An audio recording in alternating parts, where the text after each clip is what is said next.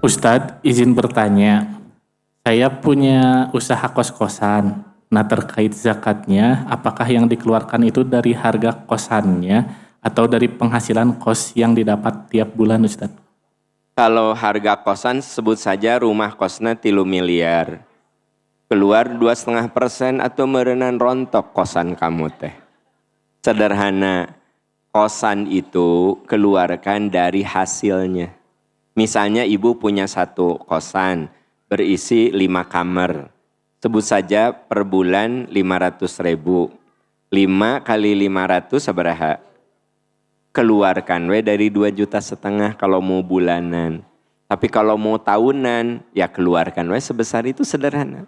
Anggaplah 1 tahun itu ibu dari hasil kosan misalnya 50 juta misalnya. Nah itu dikurangi dulu untuk operasional listrik, operasional air, terus bebersih didinya, terus perawatan. Keluarlah angka misalnya per tahun 40 juta. Keluarin 2,5% dari 40 juta. Itu caranya. Sederhana sebenarnya. Itu rumus pertama. Rumus kedua, karena 40 juta itu tidak mencapai nisab. Kan nisabnya itu 85 gram kali harga emas. Ya, harga emas saya nggak akan nanya ke dia. Karena jarang beli emas. Siapa yang suka beli emas? Harga emas sekarang berapa? 2,100.000 ya. 2,100.000 kali 85 gram bersabaraha. Anggaplah sekitar 170 juta. Nah, tadi saya bilang setahun penghasilan kos-kosan ibu setelah dikurangi operasional dan seterusnya ada 50 juta. Sementara harga emas 85 gram itu sekitar 170 juta. Mencapai batas minimal enggak?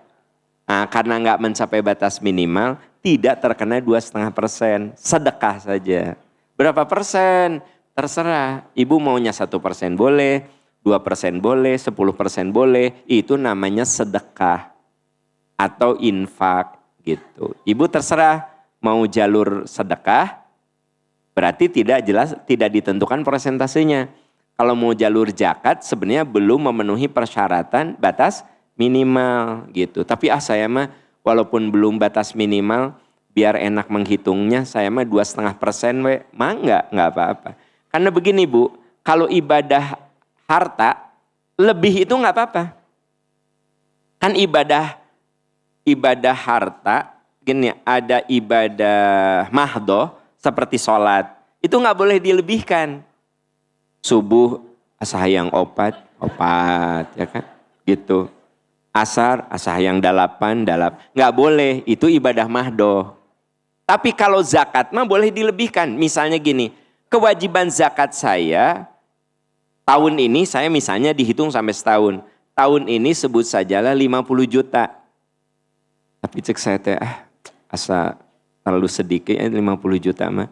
100 juta saya mah. Boleh. Paham Bu? Jadi kalau ibadah harta mah lebih juga nggak apa-apa. Misalnya ibu bayar fidyah. Baznas mengeluarkan satu takaran bahwa bayar fidyah itu per hari misalnya 10.000.